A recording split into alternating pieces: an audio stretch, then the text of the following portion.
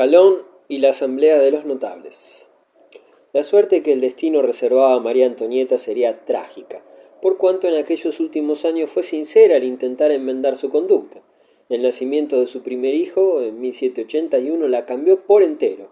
Siguieron luego dos partos más, y María Antonieta, que siempre había deseado tener hijos, se dedicó con todo el alma a su educación. La reina se sintió consciente de sus responsabilidades, intentó contener su afición al lujo dentro de límites convenientes y apartó a los amigos que comprometían su reputación. Pero era demasiado tarde. La popularidad de la reina era solo un lejano recuerdo.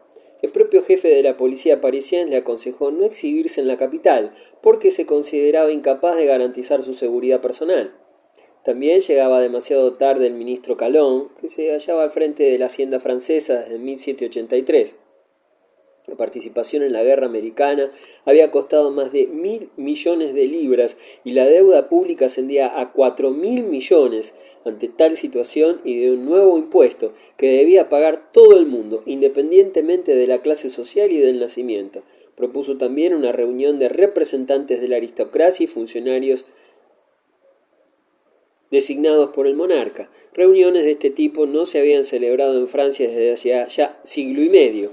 El rey dio su aprobación y así se reunió en 1787 la Asamblea de los Notables. Calón les declaró y detalló sin ocultarles nada el estado financiero del reino. Las cifras presentadas por el ministro causaron sensación, ya que nadie hubiera sospechado jamás que la situación del país pudiera ser tan alarmante. Siguieron a la declaración de Calón violentísimos debates. Se rechazó el proyecto del nuevo impuesto y exigióse la dimisión del ministro. Quien dirigió esta asamblea de notables fue Briand, sucesor de Calón, que no tuvo mayor éxito. El descontento creció en todo el país y empezó a exigirse la convocatoria de estados generales. La opinión pública pedía el retorno de Necker, el genio, el mago, hasta que por fin en 1788 Necker volvió a su cargo de ministro de Hacienda. Se acercaba el grandioso reajuste de cuentas. La impotencia financiera. El antiguo régimen no conocía la institución del presupuesto regular, y los historiadores apenas pueden seguir la pista de los ingresos repartidos en distintas cajas, de modo que para conocer la situación general en vísperas de la Revolución solo disponemos de un documento singularmente precioso, las cuentas del Tesoro de 1788. Alberto Sobol, analizando esta fuente de información, comprueba que los gastos se elevaban a más de 629 millones de libras, mientras que los ingresos eran de 503. El déficit alcanzaba pues cerca de los 126 millones, o sea, el 20% de los gastos. Las cuentas preveían unos 136 millones de empréstitos. En el conjunto del presupuesto, los gastos civiles ascendían a 145 millones, es decir, el 23%. Pero mientras la instrucción pública y la asistencia social solo contaban con 12 millones, ni siquiera el 2%, la corte y los privilegiados recibían el triple, 36 millones, es decir, casi el 6%, incluso después de realizar en 1787 importantes economías en el presupuesto de la Casa Real. Los gastos militares se elevaban a más de 165 millones, o sea, el 26% del presupuesto. De ellos, 46 millones para el sueldo de 12.000 oficiales, que costaban más caro que todos los soldados juntos. La deuda constituía el mayor capítulo del presupuesto, absorbía 318 millones, o sea, más del 50%. En el presupuesto de 1789 los ingresos anticipados ascendían a 325 millones de libras y las comisiones representaban el 62% de los ingresos. Resultaba ya imposible saldar aquel déficit crónico incrementando los impuestos. Durante los últimos 50 años los precios se habían elevado al 65% y los salarios al 22% solamente. Un remedio único se imponía por el momento: igualdad entre las provincias, sobre todo igualdad entre los súbditos, es decir, supresión de las exenciones fiscales que disfrutaban el clero y la nobleza. Para llevar a cabo tal reforma, Luis XVI hubiese debido recurrir a un golpe de Estado, pero le era imposible imponer una voluntad que no tenía. Malesherbes le decía en octubre de 1788: «Señor, os arrancarán poco a poco algunas de vuestras prerrogativas. Es preciso que adoptéis en vuestro consejo un plan bien decidido sobre las concesiones que debéis hacer a favor del bien común, y también sobre aquello que no debéis ceder jamás. Solo vuestra firmeza decidirá el éxito del dicho plan». Luis XVI le respondió: «Pienso igual que vos, pero veremos a la gente de la corte que vive a expensas de la monarquía pasarse a la oposición». Luis XVI y la necesidad de reformas. Según Jorge Lefebvre, la gran mayoría del pueblo francés padeció durante la época inmediatamente anterior a la Revolución una espantosa carestía. En la primavera de 1789 el precio del pan subió a 4,5 sous la libra, ya que la cosecha de 1788 fue la peor conocida hasta la fecha. En la primavera de 1789, un joven abogado, en un libelo dedicado a la nación artesana, escribía: mientras nosotros seguimos durmiendo, sumidos en la mayor apatía, quienes nos han esclavizado hasta hoy mueven todos los resortes de la intriga para arrebatarnos los medios de sacudir nuestro vergonzoso yugo. En este momento cuentan aún con esta prolongada paciencia de que hemos dado prueba, con esa fatal indiferencia ante los intereses públicos que ha constituido el efecto inevitable del régimen despótico al que seguimos sometidos en el momento presente. Ya es hora de despertar de este profundo sueño, pero no vayamos tampoco a traicionarnos abandonando nuestros intereses en manos de hombres sospechosos. Este joven abogado se llamaba Maximiliano Robespierre. En Versalles, a Luis XVI se le habían acumulado los documentos de Estado sobre la mesa de su despacho. Era hombre pausado, moderado, vacilante, nada voluntarioso, aunque benevolente, amable y ambicioso a su manera. El rey solo deseaba promover la felicidad del pueblo, pero cada día era más difícil encontrar el sistema adecuado.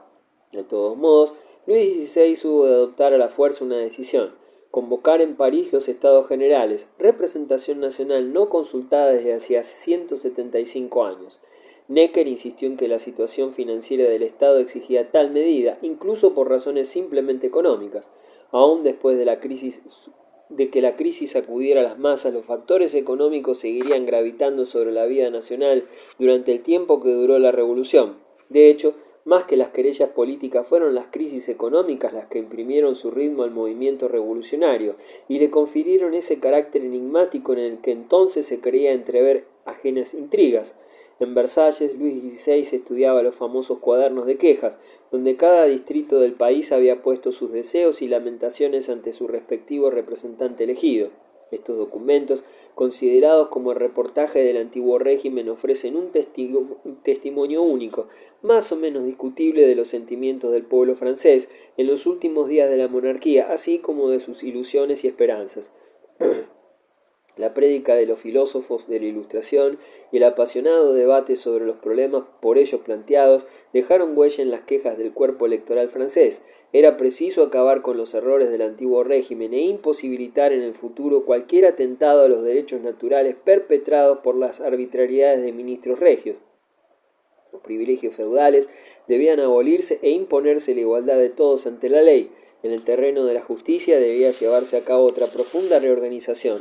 Los estados del pueblo debían deliberar y decidir en materia fiscal y los impuestos ser repartidos proporcionalmente entre todas las clases sociales.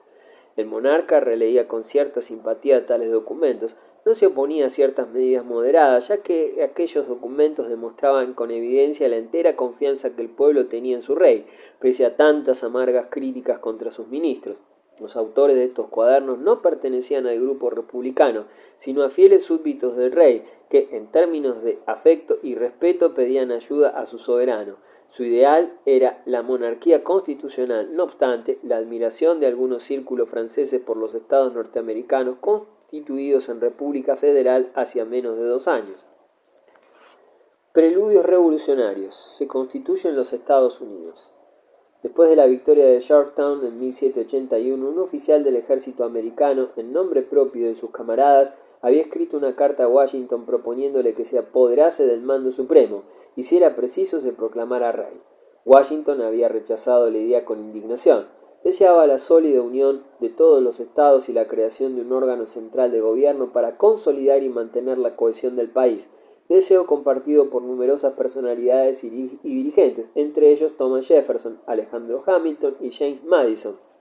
Estos dos últimos, nuevas estrellas en el firmamento político, imprimieron su huella en la Convención Nacional, reunida en 1787 en Filadelfia bajo la presidencia de Washington, para elaborar la nueva Constitución. La Convención cumplió su tarea en 4 meses y dispuso el proyecto de Constitución, punto de partida de una viva y postrer controversia. Poderosos particularismos entraban en juego. Los diversos estados tendían a conservar sus privilegios y se adaptaban con dificultad a las exigencias del interés general. El proyecto fue adoptado por fin por el suficiente número de estados para que pudiese entrar en vigor. Lo esencial de la Constitución se debió a James Madison, que sin duda se hallaba bajo la influencia de teorías políticas modernas, entre otras las de Montesquieu. De todos modos, se apoyábase en primer lugar en la tradición política de Inglaterra y en los principios de la Unión de Utrecht de 1579.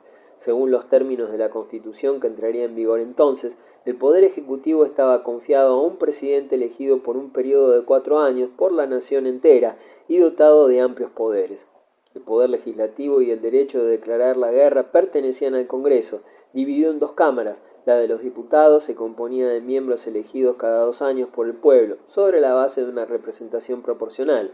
La otra cámara, llamada Senado, se componía de 2 representantes por cada estado, cualquiera que fuese su población, elegidos para 6 años por las asambleas legislativas.